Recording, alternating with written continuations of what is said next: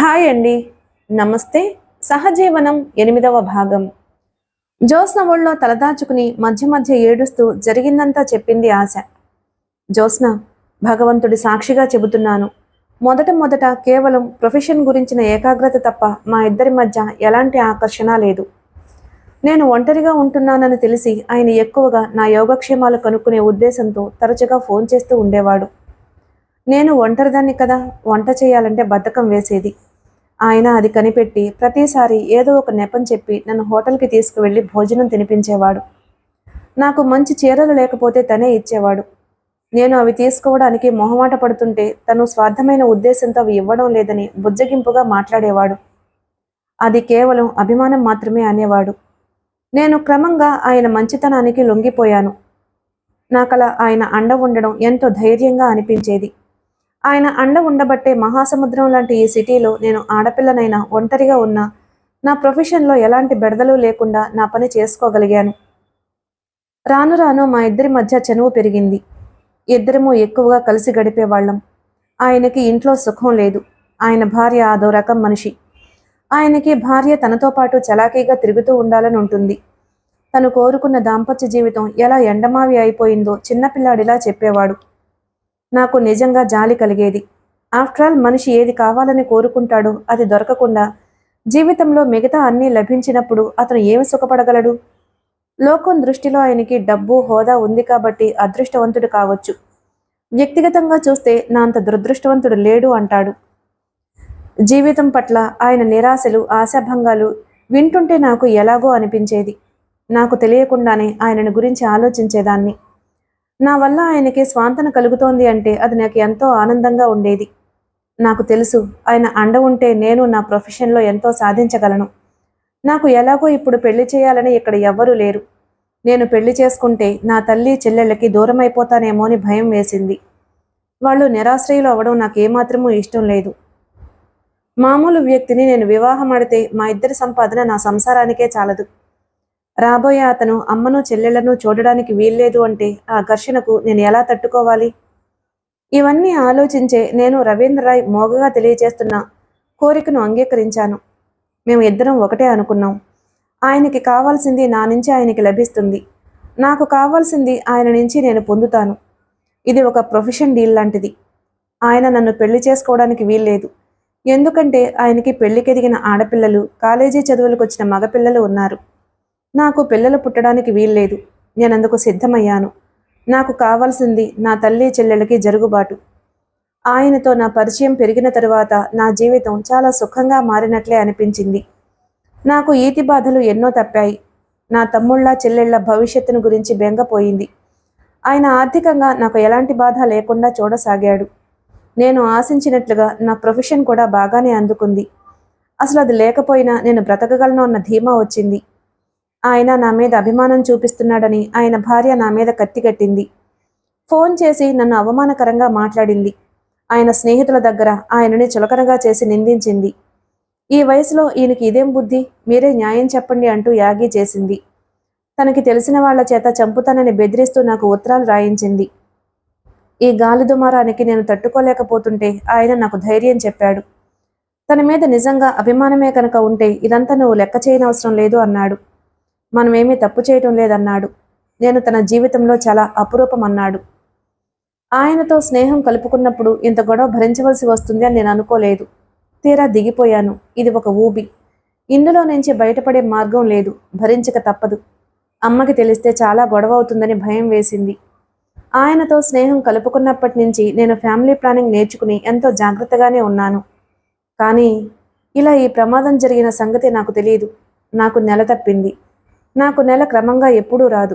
నాకు అనుమానం కలిగి డాక్టర్ దగ్గరకు వెళ్లేసరికి 3వ నెల దాటిపోయిందని చెప్పింది. ఇప్పుడు అబార్షన్ మినహా మాత్రలేవి పనిచేయవని చెప్పింది. నా నడుం విరిగినంత పనైంది. డాక్టర్తో అబార్షన్ చేయించుకోవడానికి తేదీ నిర్ణయించుకునొచ్చాను. జ్యోత్స్న, ఆశ ఒక్కసారిగా ఏడవసాగింది. ఏడుస్తూనే అంది, ఈ 10 రోజుల నుంచి నేను ఇంట్లో నుంచి కదల్లేదు. నా పొట్ట మీద చెయ్యి వేసుకుంటే నాకే ఏమిటోగా ఉంది. నాకు పిల్లలంటే ఎంత ఇష్టమో నీకు తెలుసుగా. అలాంటిది నా రక్తంతో ప్రాణం పోసుకుంటున్న ఈ శిశువుని నేనే హత్య చేయడానికి సిద్ధపడుతున్నాను. జ్యోత్స్న, ఈ 10 రోజుల నుంచి నేను ఒక్క సెకండ్ కూడా నిద్రపోలేదు.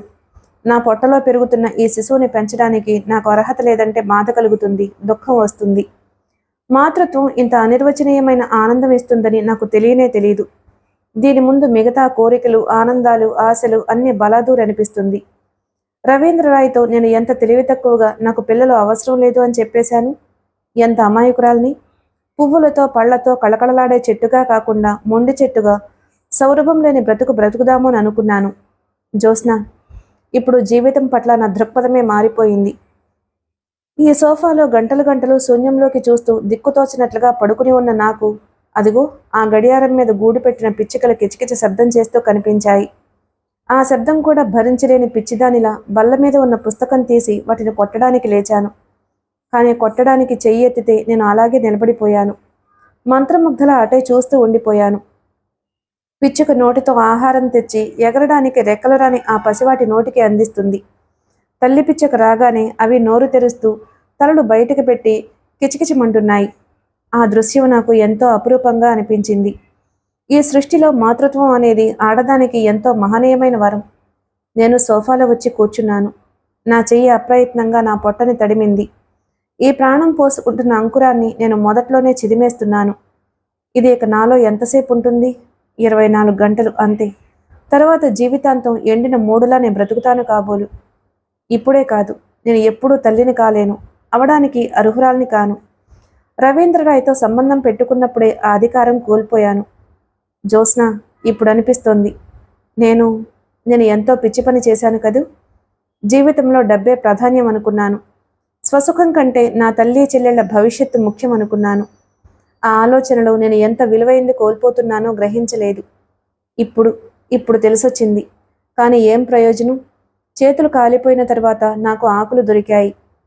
రేపే అబార్షన్కి నర్సింగ్ హోమ్కి వెళ్తున్నాను. నాకు పిచ్చి పట్టేటట్టుంది. నాకు చచ్చిపోవాలనిపిస్తుంది జ్యోత్స్న. నాకు నిజంగా చచ్చిపోవాలనిపిస్తుంది. ఇక ముందు నా జీవితం ఏమిటో నాకు తెలిసిపోయింది. జీవితాంతం ఇక ఇలాగే దొంగ బ్రతుకు బ్రతకాలి. నా బ్రతికింక ఇంతే. ఊహిస్తేనే దారుణంగా ఉంది. ఆశ హిస్టీరియా వచ్చిందానిలా ఏడుస్తుంటే స్థాణువుల దిమ్మెరపోయినట్టు వింటున్న జ్యోత్స్న కాసేపటికి తెప్పరిల్లింది. ఆ వెంటనే స్పృహొచ్చిన దానిలా ఆశ ముఖమెత్తి గుండెలకు అదుముకుంది. చిన్నపిల్లని సముదాయిస్తున్నట్టుగా చెంపలు నిమురుతూ, ఆశ, ఇదంతా నాకెందుకు చెప్పలేదే అంది. నువ్వు తిడతావని భయం వేసింది. నా ముఖం చూడవనే అనుకున్నాను. నిజం చెప్పు, నన్ను చూస్తుంటే అసహ్యం వేయడం లేదు నీకు?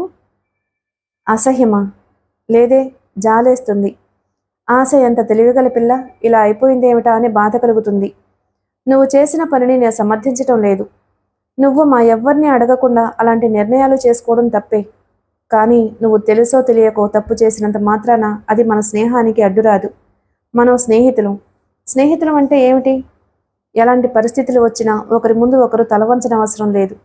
ఆపద వచ్చినప్పుడు సేద తీర్చలేని స్నేహం స్నేహమే కాదు. నాకు నీ మీద చాలా కోపం వస్తుంది. నేను ఊళ్ళోనే ఉన్నాను కదా, ఒక్క మాట చెబితే ఏం పోయింది చెప్పు. జ్యోత్స్న ఆశ జుట్టు సరిచేసి బలవంతంగా లేపి కూర్చోపెట్టింది. నీ ముఖం చూస్తుంటే భోజనం చేసి ఎన్ని సంవత్సరాలయ్యిందో అనిపిస్తుంది. ఉండు, ఒకసారి వంటింట్లోకి వెళ్ళొస్తాను. జ్యోత్స్న లేచి వంటింట్లోకి వెళ్ళింది.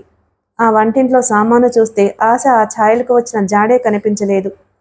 జ్యోత్స్న కప్పుతో హార్లిక్స్ తెచ్చి ఆశ చేత బలవంతంగా తాగించింది.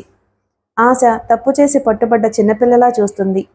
ఆశ హార్లిక్స్ తాగుతున్నప్పుడల్లా మధ్యలో ఆపేస్తూ అంది, జ్యోత్స్న, నిజం చెప్పు, నా మీద నీకు అసహ్యం వేయటం లేదు? నువ్వు మర్యాద పాటించటం లేదుగా? మనిద్దరం మాట్లాడుకోవడం ఇది ఆఖరిసారి కాదుగా? ఆశ కళ్ళనీళ్లతో దీనంగా అడిగిన ఆ తీరికి జ్యోత్స్నకి కూడా కళ్ళనీళ్లు గిర్రను తిరిగాయి. తాగుతున్న కప్పు చప్పున పక్కన పెట్టి లేచొచ్చి ఆశ తలని పొట్టకి నొక్కుంటూ, చిచి, ఏం మాటలవి? చూడాశ, ఈ ప్రపంచంలో ప్రతి ఆడపిల్లకి నచ్చిన వాడితో పెళ్ళవ్వాలని, రత్నాల్లాంటి పిల్లలు పుట్టాలని, ఆదర్శమైన గృహిణిగా గడపాలని ఉంటుంది. కానీ ఎంతమందికి ఆ అదృష్టం లభిస్తుందంటావు? మనలో ప్రతి మనిషి జీవితం ఒకే రకంగా ఉండదు. ఒక్కొక్కరి బ్రతుకులో ఒక్కో రకమైన ఎగుడు దిగుళ్ళు వస్తూ ఉంటాయి. వాటి వెంట ఎక్కడం దిగడం ఎవరికైనా తప్పదు. నిజమైన స్నేహం వాటిని లక్ష్య పెట్టదు. నిజమైన స్నేహం అంటే ఏమిటో తెలుసా? జీవితంలో ఎదిగితే చేయి చాచి ఆనందంగా అభినందించడం, పడిపోవడానికి సిద్ధమైతే అదే చెయ్యి చాచి చేయూతనివ్వడం, మనిద్దరి మధ్య ఉన్నది నిజమైన స్నేహం అని నేను అనుకుంటున్నాను. నువ్వు నన్ను నమ్మలేకపోవడం నా దురదృష్టం.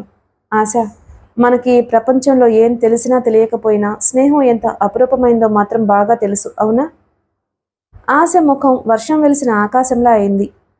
జ్యోత్స్న, నువ్వెంత మంచిదానివి. నేను నిన్ను సరిగా అర్థం చేసుకోలేకపోయాను అంది. ఇది నీ ప్రథమ తప్పిదం కాబట్టి క్షమించి వదిలేస్తున్నాను. ఇంకోసారి ఇలా నా నుంచి ఏదైనా దాచావంటే చూడు మరి. తర్జని చూపించి బెదిరించింది జ్యోత్స్న. ఆశ ఆ చెయ్యి గట్టిగా పట్టుకుని దానికి ముఖం ఆనించుకుంది.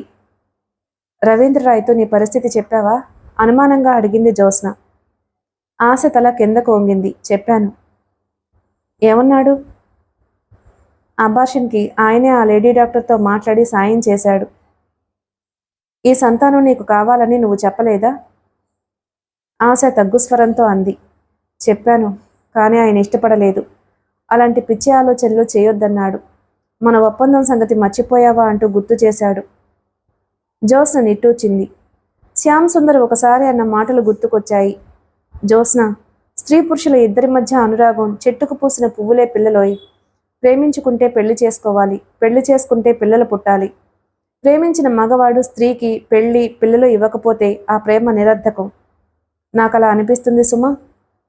ఆ రోజున అతడి మాటలు జ్యోత్స్నకి తలకు సరిగా ఎక్కలేదు.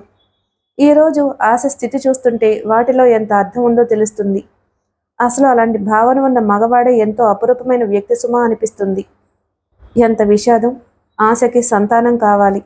ఆశలో సంతానం ప్రాణం పోసుకోగానే తల్లి తలెత్తి చూస్తుంది. ఆ తల్లికి ఆ సంతానం పట్ల ఎనలేని ప్రేమ, అనురక్తి ఉండడం నేరమేమీ కాదు. కానీ అది అంతకు ముందు గడిపిన జీవితం ఆశను తల్లిగా నిర్దయగా శిక్షించడానికి కొరడా జలిపిస్తుంది. ఆశలోని తల్లి ఆ కొరడా విదిలింపులకే భయపడిపోతుంది. నిజానికి ఈ క్షణంలో రవీంద్రరాయ్ అండ కావాలి. ఆశ మీద ఆయనకి నిజమైన అభిమానం ఉంటే తప్పకుండా అండగా నిలబడేవాడేమో. జ్యోత్స్నకి ఆయన మీద చాలా కోపం వచ్చింది. మగవాడి మనస్తత్వం మహా చిత్రంగా ఉంటుంది. అక్రమ సంతానం అంటే స్త్రీ కంటే రెట్టింపు మగవాడే మహా భయపడిపోతాడు. చరిత్రలో ఎన్నిసార్లు చూసినా అక్రమ సంతానాన్ని పెంచిన తల్లి కనిపిస్తుంది గాని తండ్రి కనిపించడు. అంటే ఈ సమాజానికి, ఈ సాంప్రదాయానికి ఆడదానికంటే మగవాడే ఎక్కువ భయపడుతున్నట్లేగా. చాలాసేపు అయిన తర్వాత జ్యోత్స్న అంది. ఆశ, నువ్వింక మాట్లాడకు, తర్కించకు. నువ్వు రేపు అబార్షన్ చేయించుకోవడానికి నర్సింగ్ హోమ్కి వెళ్ళడం లేదు. అది నిర్ణయం అయిపోయింది. కానీ జ్యోత్స్న, ఇదెలా సాధ్యం? ఎలాగో ఇప్పుడు నాకు మార్గం తోచడం లేదు. నేను ఆలోచించి చెబుతాను. ఒకటి మాత్రం నిజం. నీ పాప నీకే దక్కేటందుకు, మాతృత్వం నీకు దూరం కాకుండా ఉండేటందుకు నేను దేనికైనా వెనకాడను. నెలలు రాగానే నువ్వు ఇంకే ఊరైనా వెళ్ళిపోదువు గాని, అక్కడుండి పురుడు పోసుకుందో గాని ఆ పాపని నేను తెచ్చి పెంచుకుంటాను. నువ్వా? అవును, నేనే. ఎంతమంది పిల్లలైనా తల్లయ్యే అధికారం నాకుందిగా. శ్యామ్ తండ్రి అవుతాడు. ఆ పాప నా దగ్గర నీ కళ్ళ ముందే పెరిగి పెద్దదవుతుంది. సోఫాలో కూర్చునున్న ఆశ దిగ్భ్రమ చెందినట్లుగా చూసింది. జ్యోత్స్న అంతకంటే మాట్లాడలేకపోయింది. చప్పున లేచొచ్చింది. ఒక్క నిమిషం జ్యోత్స్న వైపు తదేకంగా చూసింది. ఆ వెంటనే మోకాళ్ల మీద కూలబడి జ్యోత్స్న ఒడిలో తలదాచుకుంది. ఆశ చేతులు జ్యోత్స్న చీర కుచ్చెళ్లను పట్టుకుని గట్టిగా నిలిపేస్తున్నాయి. జ్యోత్స్న, ఈ మాట ఊహామాత్రంగానే ఎంతో బాగుంది కదూ? కాదు, ఇది జరగబోతున్న యథార్థం ఆశ. జ్యోత్స్న ఆశ జుట్టులోకి వేళ్లు పోనిస్తూ ఆత్మీయతతో అంది. ఆశ, ఈ క్షణం నుంచి అన్ని సంకోచాలు దిగుళ్ళు మానేయి. పాపను ఎలా పెంచాలా అని ఆలోచించు. నెలలు నిండిన తర్వాత ఎక్కడికి వెళ్ళుంటే బాగుంటుందో ఆలోచన చెయ్యి.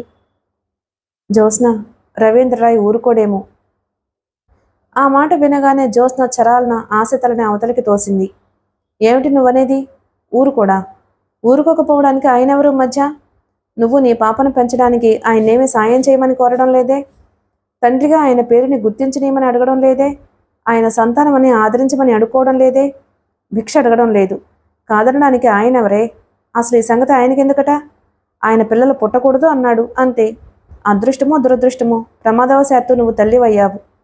ఇది నువ్వు కావాలని చేసిందేమీ కాదు. అందుకే ఆయన మీద ఆ సంతానం బాధ్యత ఏమీ ఉండడం లేదుగా. నువ్వు స్వీకరిస్తున్నావు. ఆ నిర్ణయం చేసుకునే హక్కు నీకుంది ఆశ. అసలు నీ వ్యక్తిత్వం అంతా ఏమైపోయిందే? మా ఆశ ఆయన చేతిలో కీలుబొమ్మ అయిపోయిందనుకోనా? లేదు లేదు లేదు, ఆశ ఆవేశంగా ఉంది. జ్యోత్స్న దృఢమైన స్వరంతో సుస్పష్టంగా చెప్పింది. ఆయన ఒక స్వార్థంతో నీకు కొంత సుఖం ఇస్తున్నాడు. నువ్వు మరో స్వార్థంతో ఆయన చనువు అంగీకరించావు. ఆ సంబంధ బాంధవ్యాలు అక్కడ వరకే ఉంచు. అంతకు మించి ఆయన్ని నీ జీవితంలో జోక్యం కల్పించుకొనియకు. నీ మీద ఆయన చేసే పెత్తనం భరించకు. నీ మీద అధికారం చెలాయించబోవడానికి ఆయన నీ మెడలో తాళి కట్టలేదుగా. ఆశ జ్యోత్స్న వైపు వింతగా చూసింది. ఇంత ధైర్యం గల జ్యోత్స్నేనా? తను సరిగా అర్థం చేసుకోలేకపోయింది. జ్యోత్స్న వెళ్ళడానికి లేచింది. ఆశ, రేపటి నుంచి నీ పనిలో నువ్వు జాయిన్ అవ్వు. ఆ సురేంద్ర పాటిల్ ముత్తుకుంటున్నాడట. ఇక నుంచి నీ స్వయం సంపాదనే నీకు ఊపిరనుకో. ఆర్థికపరమైన సుస్థిరత్వం నీకే ఎక్కువని తెలుసుకో. జ్యోత్స్న బ్యాగ్ తీసుకుని క్షణంసేపు ఆశ పొట్టవైపు పరీక్షగా చూసింది. నువ్వు చెప్పే వరకు నువ్వు తల్లివి కాబోతున్నావో నాకు తెలియనే తెలియలేదు. నీ పొట్ట చూస్తే ఇప్పుడిప్పుడే అనుమానం ఎవరికీ రాదనిపిస్తోంది. Thank you Jyotsna. హాయిగా నిద్రపో. ఊరికే వెధవ ఆలోచనలు పోగు చేసుకుని మనసు పాడు చేసుకోకు. చూడు, ఈ ప్రపంచంలో అన్నిటికంటే మనకి మన జీవితం ముఖ్యం. దీన్ని ఇంకొకరి కోసం బలివ్వకూడదు తెలుసా? మై గాడ్, నేను ఈ రోజు రావడం ఎంతో నయమైంది కదూ. నేను ఇంక వెళ్తాను. రోజు ఫోన్ చేస్తాను. నీకు తీరుబడైనప్పుడల్లా నా దగ్గరికి రా. లేవబోయిన జ్యోత్స్న ఆగింది. హఠాత్తుగా వంగి ఆశ పొట్ట మీద ముద్దు పెట్టుకుంది. పుట్టబోయే పాప, నువ్వు ఎంత అదృష్టవంతురాలివి. నీకోసం 2 తల్లులను ఎదురు చూస్తున్నావు అంది. ఈ మాట వినగానే ఆశ కళ్ళ వెంట బొటబొట నీళ్లు కారాయి. జ్యోత్స్న వాటిని తుడిచింది. అదిగో, ఆ బేలతనమే వద్దన్నాను. నేను ఎంత చెప్పినా నీకు ధైర్యం రావడం లేదు కదూ. జ్యోత్స్న, నీలాంటి స్నేహితులుంటే ఏ మనిషికైనా కొండంత ధైర్యం ఉంటుంది. నేను ఎంతో అదృష్టవంతురాల్ని కదూ. అనవసరమైన ఆలోచనలు చేసి నీ అదృష్టాన్ని కించపరుచుకోకు. వస్తాను. ఉండు, నేను వచ్చి ట్యాక్సీ ఎక్కిస్తాను. ఆశ లేచి బట్టలు మార్చుకోవడానికి వెళ్ళింది. జ్యోత్స్న ఆ గదంతా పరిశీలనగా చూసింది. ఆశ సంపాదన చిన్నదైనా ఆ గదిలో ఖరీదైన వస్తువులు ఎన్నో కనిపిస్తున్నాయి. వాటిని చూస్తే జ్యోత్స్నకి ఇదివరకే ఒకసారి అనుమానం అనిపించింది, కానీ ఆ అనుమానానికి ఆధారం ఏదీ దొరకలేదు. ఆశ పోగొట్టుకున్న పెళ్లి అనే అమూల్యమైన విలువ ముందు ఇవి ఏపాటివనిపించింది. ఆశ వాటిని తీసుకునేటప్పుడు మురిసిపోయి ఉంటుంది. వాటి మూల్యం ఇంత అధికంగా చెల్లించవలసి ఉంటుంది అని అనుకునుండదు. ఆశ బట్టలు మార్చుకుని ఇల్లు తాళం వేసి వచ్చింది. 2 రోడ్డు వరకు నడిచొచ్చారు. జ్యోత్స్న వెంట నడుస్తుంటే ఆశకు మళ్ళీ ఈ ప్రపంచంలో తను తలెత్తుకుని నడవగలిగిన బలం ఏదో లభించినట్లుగా అనిపించసాగింది. టాక్సీ త్వరగానే దొరికింది.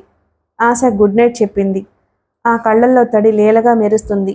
జ్యోత్స్న చెయ్యి గట్టిగా నొక్కుతూ థ్యాంక్ యూ. చావబోతున్న మనిషికి ప్రాణం పోసినట్లుగా ఉంది అంది. అదిగో, ఆ అనవసరమైన ఆలోచనలే వద్దన్నాను. వెళ్ళి హాయిగా నిద్రపో అంది. టాక్సీలో వచ్చేస్తుంటే జ్యోత్స్న కళ్ళ వెంట నీళ్లు కారసాగాయి. ఆశ ఎంత తెలివిగలది, కానీ ఏమి లాభం? ఆ తెలివితేటలు జీవన సౌధం నిర్మించుకోవడానికి పనికిరాలేదు.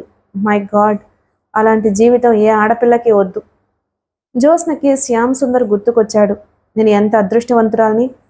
రవీంద్రరాయ్ లాంటి వారిని చూస్తేనే గాని శ్యామ్ సుందర్ లాంటి వాళ్ళ ఔన్నత్యం తెలియదేమో. శ్యామ్తో ఇక నుంచి నేను ఎప్పుడు పొరపాటుగా కూడా పోట్లాడను అనుకుంది. ఆశకి కలిగిన దురదృష్టం అంతా అతనికి చెప్పేస్తాను. అతను సంస్కార హృదయుడు. ఆశకు వచ్చిన ఈ కష్టంలో నాతో పాటు సమంగా తోడుగా ఆదుకుంటాడు అనుకుంది. అతని మీద ఉన్న నమ్మకంతోనే ఆశకి వాగ్దానం చేయగలిగింది తను. నీకేమైనా పిచ్చి పట్టిందా? నువ్వు ఏం మాట్లాడుతున్నావో నీకు తెలుసా? జ్యోత్స్న చెప్పిన మాట వినగానే శ్యామ్ సుందర్ ఆగ్రహంగా అడిగాడు. ఇందులో పిచ్చి పట్టింది అనిపించేటటువంటి మాటే ఉంది. ఆశ నా స్నేహితురాలు. దానికి ఆపదొచ్చింది. ఆదుకోవాల్సిన బాధ్యత నాకు లేదా? స్నేహం అంటే ఇలాంటివి నెత్తిన రుద్దుకోవడం అని ఎవరు చెప్పారు? నీ ఉద్దేశం నాకు అర్థమైంది. స్నేహం అంటే కాలేజీ వరకే, పెళ్ళయ్యేంత వరకే అని నీ అభిప్రాయం కావచ్చు. స్నేహం అంటే నేను అనుకునే అర్థం వేరు. ఇన్ని మాటలు ఎందుకు? ఈ పని చేయడానికి నీకు వీలవుతుందా లేదా చెప్పు. జ్యోత్స్న, నువ్వు మన సంగతి ఆలోచించడం లేదు. ఇది ఎవరికైనా తెలిస్తే ఇంకేమైనా ఉందా? మనం బజార్న పడాల్సి వస్తుంది. ఆ భయంతో ఈ మంచి పని చేయటం మానేస్తావన్నమాట. నాకు తెలీదు. అమ్మ విందంటే నన్ను చంపేస్తుంది. నాకు నీ స్నేహితురాల కంటే నా ఇంటి గౌరవం ముఖ్యం. అమ్మ మనసు నేను నొప్పించలేను. నా వల్ల కాదు. నా ఉద్దేశం అబార్షన్ చేయించుకోవడమే ఉత్తమం. ఆశకి ఫోన్ చేసి అదే మంచి పని అని చెప్పేసేయ్. ఇలాంటివి నెత్తిన పెట్టుకుంటే చాలా చిక్కులు ఎదురవుతాయి. అది కాదు, జ్యోత్స్న చెప్పబోయింది. ఇంక నన్ను మాట్లాడించకు. ఈ విషయంలో నా సమాధానం ఇదే. నా నిర్ణయం మారదు. నీకు మతిలేక ఏదో చేస్తుంటే నేను జతపడలేను. అతను అటువైపు తిరిగి పడుకున్నాడు. జ్యోత్స్న సహనం తెచ్చుకుంది. అతని మీద చెయ్యి వేసింది. శ్యామ్, నువ్వు ఒకసారి బాగా ఆలోచించు. నా మాట విను. నీ మాట ఇంకేదైనా వింటాను, ఇది మాత్రం వినను. అసలు ఆ ఆలోచనే నాకు కంపరంగా ఉంది. అతను ఇటువైపు తిరిగాడు. జ్యోత్స్న, నువ్వే కాదు, అసలు ఏ మనిషి ఇలాంటివి ప్రోత్సహించకూడదు. ప్రోత్సహిస్తే నీతికి అవినీతికి మధ్య సరిహద్దు చెరిగిపోతుంది. సంఘంలో తల్లే తప్ప తండ్రి లేని జనాభా ఎక్కువైపోతారు. నువ్వు ఆశకి పిల్ల పుట్టడం వరకే ఆలోచిస్తున్నావు. రేపు ఆ సంతానం పెద్దదవుతుంది. సంఘంలో స్థానం ఏమిటి? తండ్రి ఆమోదం పొందని సంతానాన్ని ఎవరు ఆదరిస్తారు? ఇది ఎన్నడూ వినని మాట, ఎక్కడా జరగని సంగతి. శ్యామ్, ఒక్క మాట విను. ఇది కొత్తవి స్వీకరించడానికి మనం భయపడుతున్నాం. నువ్వు ఒక్క సంగతి ఆలోచించు. చాలా ఏళ్ల కిందట బాల్య వివాహాలున్నాయి, సతీ సహగమనాలున్నాయి. అవి ఇప్పుడున్నాయా? అవి క్రమంగా మారలేదా? మార్పు అనేది ఎలా వస్తుంది? ఎవరో ఒకరు ధైర్యం చేయాలి కదా. ఇప్పుడు విధవ వివాహాలు జరగడం లేదా? ఒకప్పుడు అది ఎంత నిషిద్ధం. కులాంతర వివాహాలు ఒకనాడు ఎంతో పాపంగా చూసేవాళ్ళు. ఇప్పుడు అవి పరిపాటైపోలేదు. ఏ పనైనా నలుగురు చేస్తుంటే అదే ఆచారం అయిపోతుంది. అవన్నీ వేరు, ఇది వేరు. నిజమే, నేను ఒప్పుకుంటున్నాను. ఇది వాటన్నిటికంటే ముఖ్యం అంటున్నాను. చూడు, ఈ పెళ్లి అనేది మనం పెట్టుకున్న ఆచారం. మాతృత్వం అనేది ఉందే, సృష్టి స్త్రీకిచ్చిన అపురూపమైన వరం. ఆ వరం ఫలంగా పొందినప్పుడు ఏ దేశంలో కానీ, ఏ తెగలో కానీ ఏ స్త్రీ సిగ్గుపడకూడదంటాను. నువ్వు కాస్త నిదానంగా ఆలోచించి చూడు. స్త్రీ తల్లిదండ్రులకి, అన్నదమ్ములకి, పెద్దయిన తరువాత భర్తకి తన జీవితాన్ని ఎంత ధారపోస్తుంది, ఎంత చాకరీ చేస్తుంది. వారితో పాటు తన రక్తంతో ఊపిరి పోసుకున్న ఈ సంతానాన్ని భరించకూడదా? స్త్రీ సంతానం పొందడానికి సంఘం ఆమోదం కావాలా? ఎంత వెనుకబడి ఉంది ఈ సంఘం. ఈ సంఘం నుంచి స్త్రీ ఇంకొంచెం ముందుకు వెళ్ళకూడదా? అది తప్ప?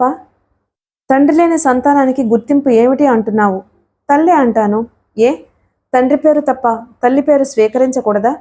స్త్రీ సంతానాన్ని నిర్భయంగా పెంచి పెద్ద చేయగలిగిన స్థితి తెచ్చుకుంటే మగవాడికి తప్పకుండా సిగ్గొస్తుంది. అబ్బబా! శ్యామ్ సుందర్ చెవులు మూసుకుంటూ లేచి కూర్చున్నాడు. నువ్వు నన్ను చంపేస్తున్నావు. నీ మాటలతో నాకు వెర్రెక్కిస్తున్నావు. నీ ఆలోచనలు చూస్తుంటే నాకు భయం వేస్తుంది. ఇలా ఎవ్వరూ ఆలోచించరేమో. ఆలోచించలేకపోవడం వాళ్లకు తెలియనితనం. మనం అదొక సత్యంగా తీసుకోకూడదు. శ్యామ్, మనలాంటి వాళ్ళు కొంతమంది ప్రయత్నిస్తే ఇలాంటి మంచి మార్పులు త్వరగా వస్తాయి. రావు. 100 సంవత్సరాలు గడిచినా, 100 కాదు, 1000, 1,00,000 ఎన్ని సంవత్సరాలు గడిచినా ఇలాంటి వాటిల్లో మార్పు రాదు. అతను ఖచ్చితంగా అంటుంటే జ్యోత్స్నకి చాలా కోపం వచ్చింది. లేచి నిలబడుతూ అంది. అవును, రాదు. మార్పు రాదు. ఎలా వస్తుంది? ఇలాంటి వ్యక్తిత్వం ఉన్న వాళ్ళు కూడా సాంప్రదాయం చేతుల్లో కీలు బొమ్మలు. మీకు ధైర్యమే లేదు. మార్పు ఇంకెలా వస్తుంది? ఎవరు తెస్తారు?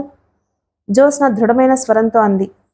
శ్యామ్, చూడు, భూమి పొరలు కదిలినప్పుడు తనను తాను సర్దుకోవడానికి భూకంపం సృష్టిస్తుంది. అది తప్ప? తనను తాను నిలవరించుకోవాలనే ప్రయత్నం అది. మనం ఆచరించే ఏ పద్ధతి అయినా కాలం నీడపడితే అది సాంప్రదాయం అవుతుంది. మనం అలవాటుని తెచ్చుకోవడంలో ఉంటుంది.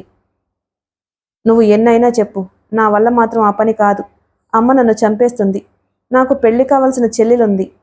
అతడు అక్కడి నుంచి దిండు తీసుకుని వెళ్ళిపోయాడు. అవతలకు వెళ్ళి పడుకున్నాడన్న మాటే గాని అతనికి నిద్ర లేదు. జ్యోత్స్న ఈ సమాజంలోంచి, ఈ సాంప్రదాయాల్లోంచి తెంచుకుని ముందుకు వెళ్ళి ఆలోచిస్తుంది.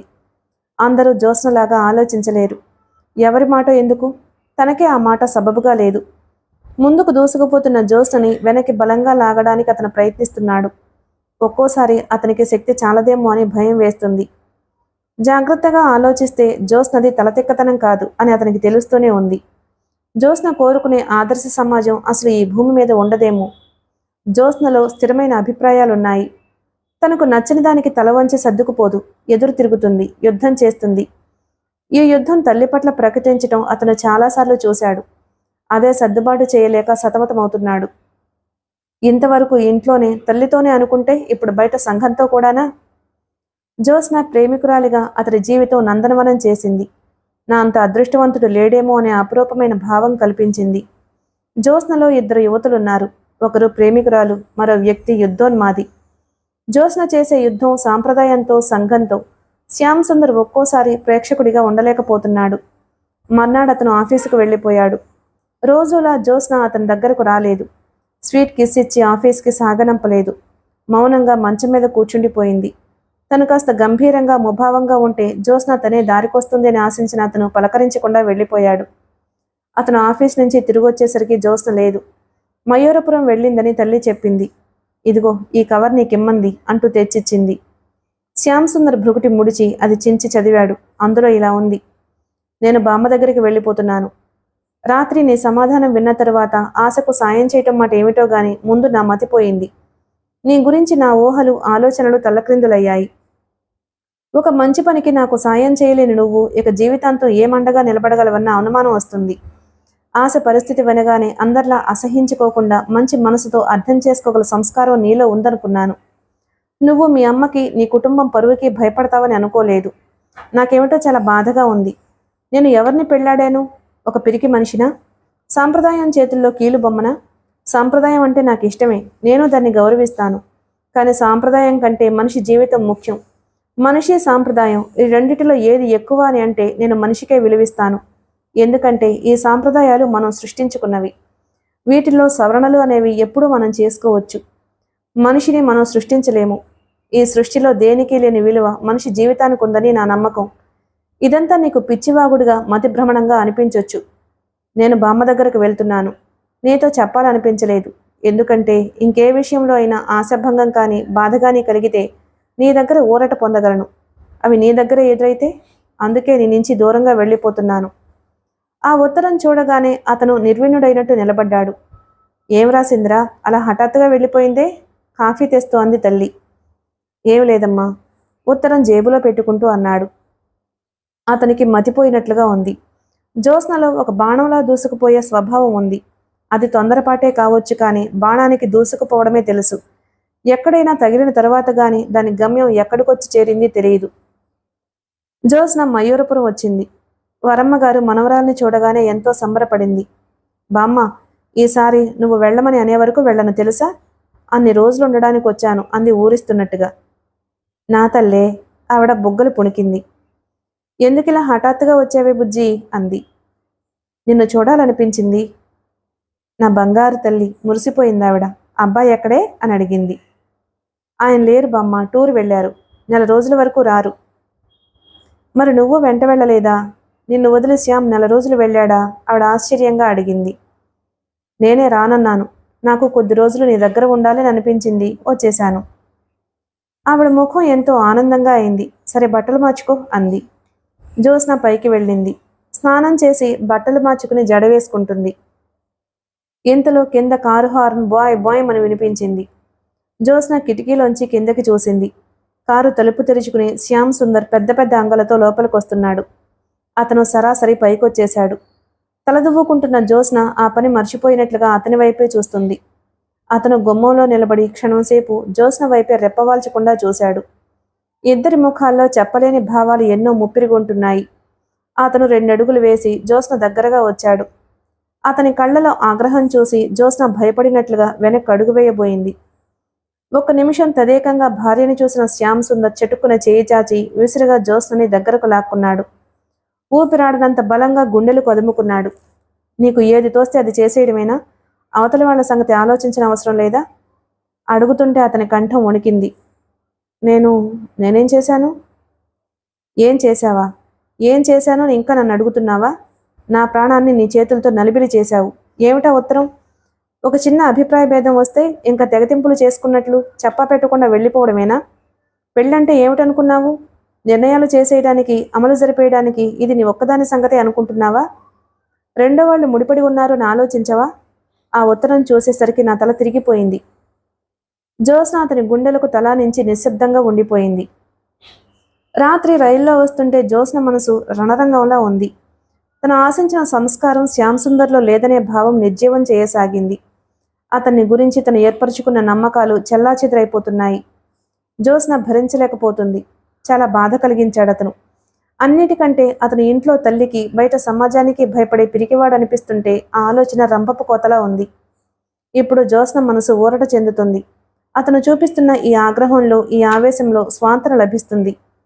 ఇదిగో ఇతను తన మనసారా కోరుకున్న వ్యక్తి. తను కావాలి కాబట్టే ఇలా వచ్చేశాడు. తను చెప్పిన విషయం అతనికి నచ్చకపోవచ్చు, కానీ తను అతనికి కావాలి. అతని స్పర్శ ఎంతో హాయిగా ఉంది. నిన్నటి నుంచి పడిన బాధంతా ఆవిరైపోయినట్లుగా ఉంది. శ్యామ్ సుందర్ జేబులోంచి ఉత్తరం తీసి చించి ముక్కలు చేసి కిటికీలోంచి బయటకి గిరాటు కొట్టాడు. జ్యోత్స్నని వదిలి మంచం మీద కూర్చుని 2 చేతులు జుట్టులోకి పోనిస్తూ అన్నాడు. నిన్న ఆఫీస్కి వెళ్ళినప్పటి నుంచి నా మనసు బాగోలేదు. విషయం ఏదైనా గాని మనిద్దరి మధ్య పరస్పర అవగాహన ఉండాలి, కానీ అపార్థం రాకూడదు. నీకు అన్ని విధాలా నచ్చినట్టు నేను ఉండలేనట్లే నాకు పూర్తిగా నచ్చినట్టు నువ్వు ఉండలేవు. నచ్చని విషయాలు రాజీ పడడంలో తప్పులేదనిపించింది. నీకు ఆశకి సాయం చేయాలని ఉంటే చెయ్యి. నా సాయశక్తులా నీకు తోడ్పడతాను. దాని మంచి చెడులు నాకు తెలియవు. ఇందులో సుఖం కంటే కష్టమే ఎక్కువ ఉందని నా నమ్మకం. కానీ అది నీకు మంచి అని తోస్తున్న పని.